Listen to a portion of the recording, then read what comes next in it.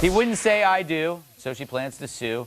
Yes, a suburban Chicago woman, is there any other kind, says her hubby-to-be called off their wedding 4 days before the ceremony, and now she wants him to pay for his cold feet.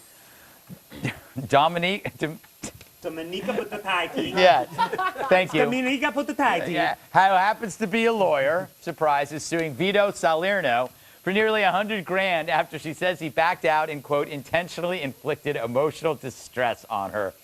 She's looking to get recover the more than $95,000 she spent on the wedding, including nearly $12,000 on flowers and 50. First day with the new lips. I know.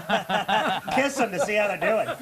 And another $5,400 she spent on a wedding dress and accessories. For more on this, we go to Red Eye's love correspondent, Inflatable Man. What say you, I am?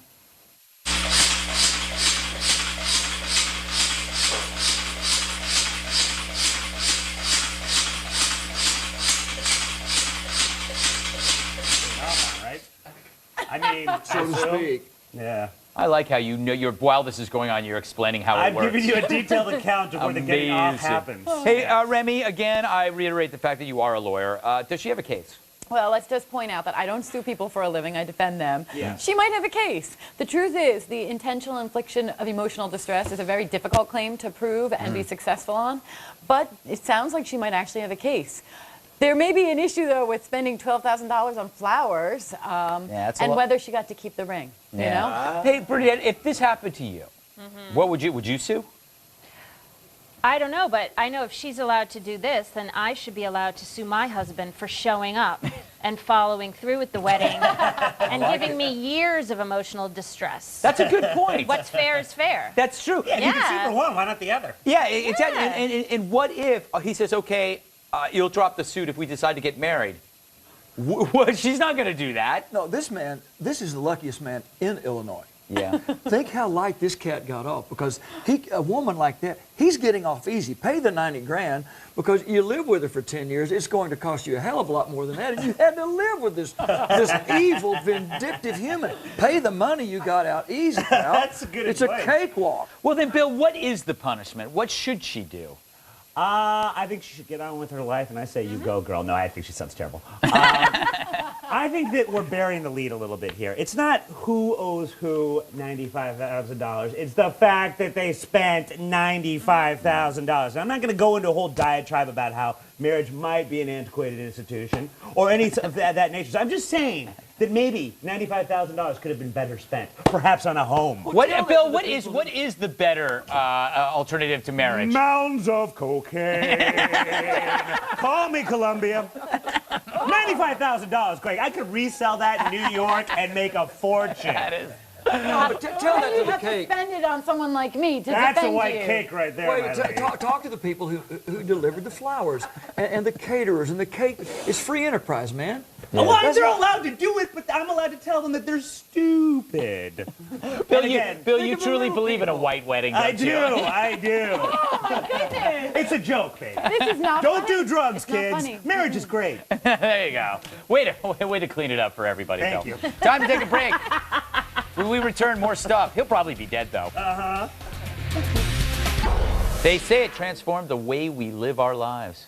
I speak not of the sun, although it helped, but Facebook. At least according to Time, an actual magazine, which named Facebook founder Mark Zuckerberg its Person of the Year. Yeah, that guy. Time's managing editor cites that not only is the social networking site changing the way we relate to each other, but also this year it passed 500 million users, which is roughly half of Jupiter. Runners-up for the award include the Tea Party, Julia Assange, Hamid Karzai, and Meadowlark Lemon. Really? I kid, but he should have been. Either way, let's discuss this in our lightning round. What's it called again? AKA? Stories we sort of liked, but not enough to include earlier in the show, but still wanted to talk about, so let's really quickly do them now. Larry, good choice, this weird-looking kid. Yeah, he's an American. It's an American magazine. It's called Time. If you want to do the minors, it should be called El Tiempo magazine. All right. It's an American award. Give it to the kid. I didn't look at it that way. I didn't look at it from a nationalistic point of view. I'm a racist homophobe. What can I tell you? You certainly are, and proud of it. Bernadette, who should have won if not this strange-looking child. You know who should have won. And Yes. I'm disgusted that they weren't even nominated as the Kardashians. Oh, After everyone. everything they've done for this country, Really? yes, I'm appalled. yeah. I'm appalled. You know, just her butt should have been nominated Yes. or won. Yeah. Remy, was this a cop-out? Because it wasn't a political choice. Instead of choosing the Tea Parties, which I think should have won, it's better to do non-political, something non-political. I don't know if it was a cop-out, but I do think he deserves it. I don't think they needed to do something political. But he's a strange-looking chap. I don't think so. And you're like the model. Look at those eyes. Those are dead eyes, That is a Those butter are- bean. that It is is the- a those are the- human butter bean. Those are the eyes of a sociopath. Yes, I'm it is. saying it right now. Bill, I wasn't even considered. What was going on? That was very strange. But again, I don't want to say that we're bearing the lead again, but we are. Time magazine still exists. Who knew? It was I like you read were about it in Newsweek. Huh? Yeah, well, Newsweek still exists? more like news. All right. Help me here. Okay. In an interview, Eagles quarterback Michael Vick said he'd love to own another dog in the future, claiming it would be a big step in the rehabilitation process. Of course, Vick was banned from ever owning a dog by the judge who sentenced him to dog fighting charges. Remy, you're a lawyer and I believe a dog lover in every bit of the sense of the word dog lover. Should he? No, I mean you love dogs. Yes, I do. Yes. Should he have a dog? No, absolutely not. Interesting fact, the judge who sentenced Michael Vick also has a dog, a little Maltese. And I hate Malteses.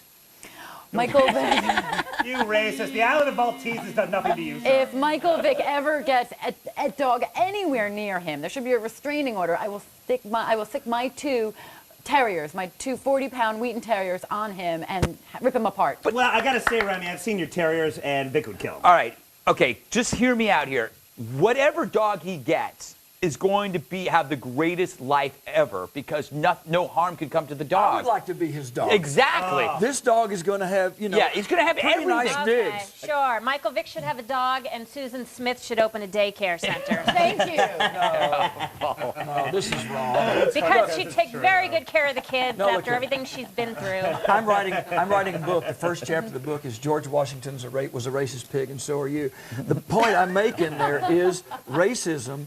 You're not born a racist or an egalitarian. Somebody has to teach you that. I believe this young man was not born hating dogs. It was a part of his society. I'm not taking up for him, except that was as natural to that society because his mom and daddy taught him, because their grandparents taught them. He has come clean with the deal. He said he was sorry he did that. And to me, I'm going to be serious for a moment. Yeah, please do. I believe the world is upside down when a judge or anybody else in America, this is Larry Gatlin talking, cares more about the life of the dog than they do an unborn child. That's the way I look at it. I think the world's upside down. Give him a dog, he'll do the right thing. And I'm not running for anything. That's just the way I feel about it. All right, last topic. Tufts University is offering its students therapy dogs as a stress reliever during finals. Normally, therapy dogs have been used to cheer up the sick and the elderly, but now a handful of colleges are doing the same. Bill, you once were a therapy dog for John Gibson, right? No, it was at a bar called Leather and Leashes, a little west of Soho. But that's where you hooked up with That's John where I met John Gibson. Absolutely. It was Silver Fox night. Anyone that had hair like his gets in for free. Yes. Oh, he is a great tipper. Yes.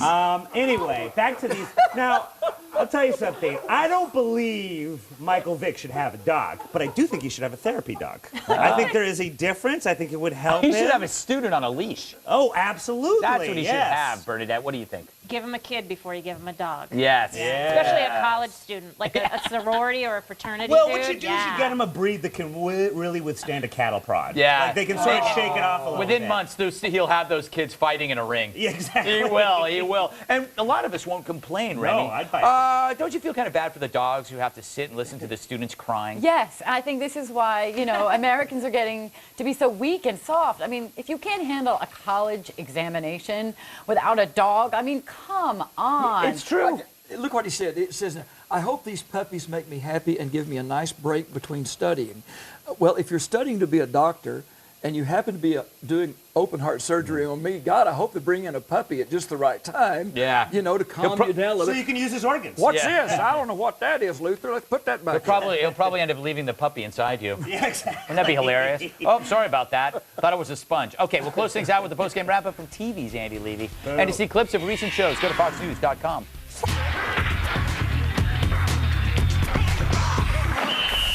Back to TV's Andy Levy for the postgame wrap-up. Thanks, Greg. Hey, Remy, I understand you want to use our show to handle some personal business. Yes, thanks, Andy. I want to send a very happy birthday to my father, who's turning 70 next week. I love you, Dad. Happy birthday. I love you too, Dad. I love you more, Dad. All right. Yeah, we're editing this out. Bernadette, what's a lowclassbra.com? Oh, it's lowclassblonde.com. That's my website. You can go there and find out where I'll be touring across the country and annoying people and making fun of Michael Vick. Oh, excellent. All right. Larry, any ideas for a good Christmas present? Yes, as a matter of fact, I do. The Reader's Digest collection of the legendary Gatlin Brothers, 60 of our old songs, most of which are out of print. There it is right now. So go to readersdigest.com, and you'll have a Merry Christmas, and so will the Gatlin Brothers and the folks at Reader's Digest. It's kind of awesome that Reader's Digest has a website.